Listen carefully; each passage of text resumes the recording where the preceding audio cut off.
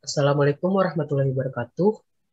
Perkenalkan, di sini pada kelompok kami akan memaparkan hasil dari desain poster kami tentang contextual teaching and learning.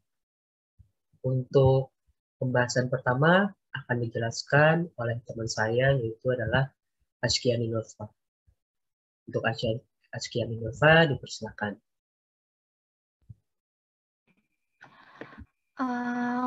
Contextual teaching and learning merupakan sebuah kegiatan pembelajaran di mana menyampaikan sebuah materi dengan cara mengaitkan dalam kehidupan sehari-harinya. Nah, baik itu kehidupan lingkungannya, lingkungan keluarganya, lingkungan sekolahnya, maupun di masyarakat itu sendiri. Dengan tujuan apa? Dengan tujuan memberikan sebuah makna bagi materi, sebuah makna materi bagi kehidupan si peserta didik. Nah, contohnya itu misalkan pada materi pendidikan agama Islam, PAI, tentang materi fikih bab muamalah.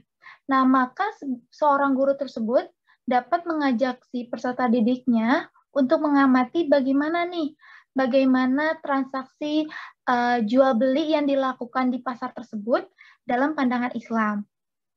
Nah, untuk selanjutnya ada karakteristik CTL, yaitu yang pertama berbasis masalah, yang kedua berbagai konteks, yang ketiga keanekaragaman siswa, yang keempat mendukung pembelajaran mandiri, dan yang kelima yaitu mengelompokkan belajar saling ketergantungan, dan yang terakhir itu ada penilaian asli.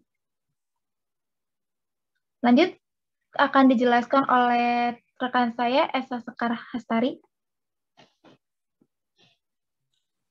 Oke, jadi selanjutnya di sini ada prinsip atau landasan dalam pembelajaran dari CTL ini. Di sini ada 7. Yang pertama itu ada konstruktivisme, kedua inquiry, ketiga bertanya, keempat learning community, kelima modeling, keenam refleksi, dan yang ketujuh itu ada authentic assessment. Pertama saya akan menjelaskan yang konstruktivisme ini. Jadi landasan ini itu menyatakan bahwa pengetahuan ini dibangun oleh manusia sedikit demi sedikit. Jadi konsep ini menunjukkan bahwa menuntut siswa untuk dapat membangun arti dari pengalaman baru yang terjadi pada pengetahuannya. Nah, yang kedua ini ada inquiry. Jadi inquiry ini merupakan didasarkan pada sebuah penyingkapan atau penelusuran atau pencarian dalam suatu masalah. Jadi bisa dikatakan bahwa inquiry ini merupakan siklus proses dalam membangun pengetahuan yang bermula dari observasi, analisis, ataupun pemecahan teori-teori. Nah, yang ketiga di sini ada bertanya. Jadi bertanya itu merupakan refleksi dari keingintahuan manusia akan sesuatu.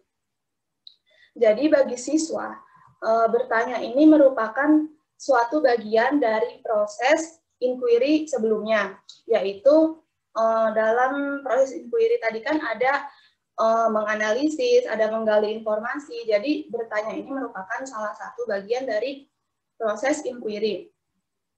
Yang keempat itu ada learning community. Jadi learning community ini merupakan masyarakat belajar.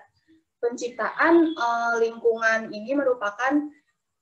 belajar ini merupakan contoh dari pembelajaran kontekstual ini.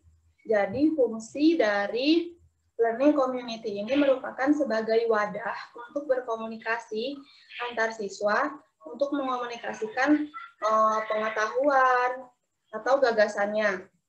Jadi biasanya dalam learning community ini anggotanya itu heterogen, jadi memungkinkan masing-masing siswa untuk saling bertukar pikiran.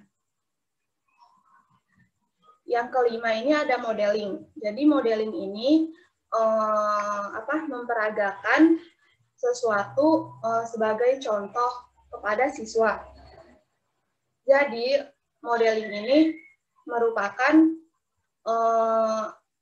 berkaitan dengan mendemonstrasikan suatu hal kepada siswa untuk dipelajari. Sebagai contoh itu jika dalam suatu kelas guru ini sedang memberikan pelajaran tentang proses transaksi. Jadi dalam kelas tersebut dibuat seolah-olah kelas tersebut merupakan pasar atau tempat terjadinya transaksi. Nah, jadi siswanya ini disuruh untuk memainkan peran dari transaksi tersebut. Nah, yang keenam ini ada refleksi. Jadi refleksi ini merupakan proses terakhir dari prinsip pembelajaran CTL ini. Jadi dalam refleksi ini mengkaji pengetahuan-pengetahuan yang sudah dipelajari sebelumnya. Yang ketujuh atau yang terakhirnya ada authentic assessment atau penilaian. Nah, jadi penilaian ini dilakukan oleh guru, yaitu dengan cara memperoleh data-data atau informasi siswa yang berupa perkembangan dari proses pembelajaran siswa tersebut. Jadi pada proses ini tuh ditekankan guru ini harus memperoleh data tersebut dari kegiatan yang benar-benar dikerjakan oleh siswa tersebut. Selanjutnya akan dijelaskan oleh rekan saya.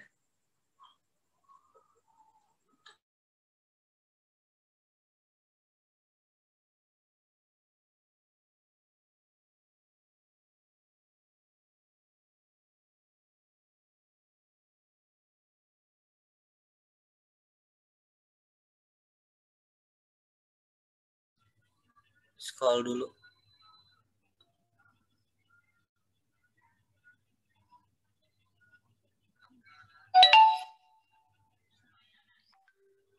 Ya. Oke, selanjutnya langkah-langkah pembelajaran CTL. Nah, yang pertama itu invitasi. Invitasi seperti katanya yaitu invite atau mengundang. Jadi mengundang di sini dalam artian guru mengundang siswa untuk mengemukakan pendapatnya, tentang materi pembelajaran yang akan dibahas. Nah, bagaimana caranya guru mengundang siswa tersebut gitu. Nah, jadi guru memancing dengan melibatkan berbagai pertanyaan yang relate dengan apa yang akan dipelajari pada materi itu.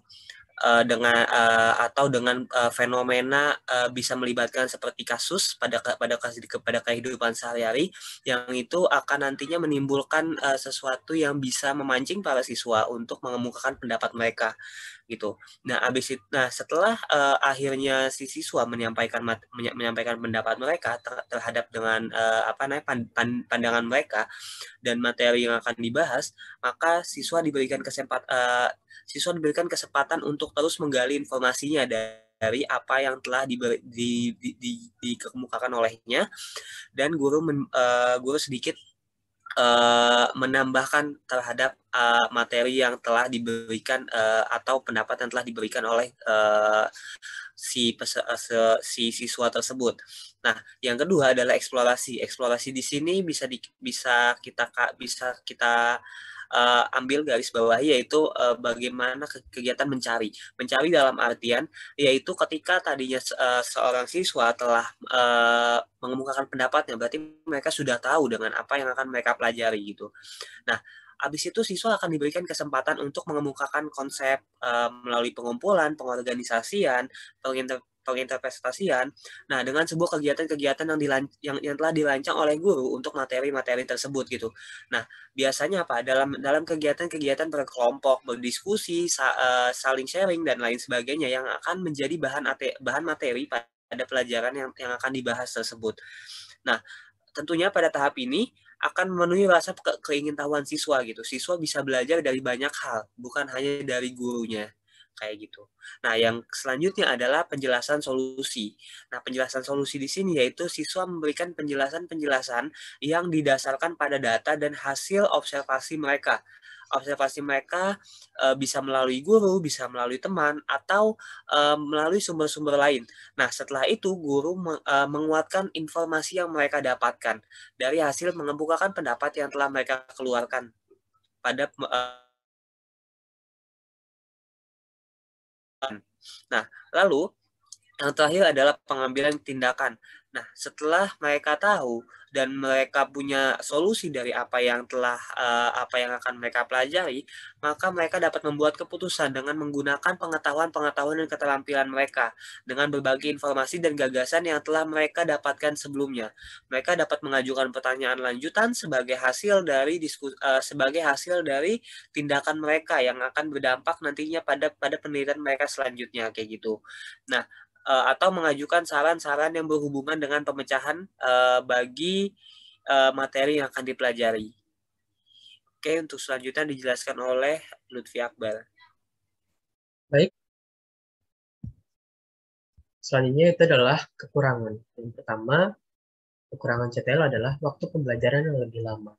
Waktu pembelajaran yang lebih lama sangat membuat jenuh bagi para siswa yang belajar. Yang kedua, berpotensi menimbulkan suasana kelas yang tidak kondusif. Bagaimanapun usaha guru dalam membuat pelajaran, apabila suasana kelas yang tidak kondusif, maka pembelajaran akan tidak efektif. Selanjutnya, kinerja guru lebih berat dan intens. Kinerja guru yang lebih berat dan intens memberikan motivasi guru juga akan terus semangatnya sehingga pembelajaran kurang terasa baik. Selanjutnya, pada komponen CTL, di sini menjalin hubungan-hubungan yang bermakna. Hubungan ini terjadi antara guru dengan murid dan juga sesama murid. Selanjutnya, mengerjakan pekerjaan yang berarti pada akhirnya tidak hanya formalitas. Selanjutnya, melakukan proses belajar yang diatur sendiri. Mengedepankan kemandirian para siswa. Selanjutnya, mengadakan kolaborasi. Selanjutnya, berpikir kritis dan kreatif bagi para siswa. Selanjutnya, memberikan layanan secara individual yang lebih intens dan mengupayakan pencapaian standar yang tinggi, juga menggunakan asesmen yang autentik. Sekian penjelasan dan pemaparan dari kami tentang contextual teaching and learning. Sekian, terima kasih. Wassalamualaikum warahmatullahi wabarakatuh.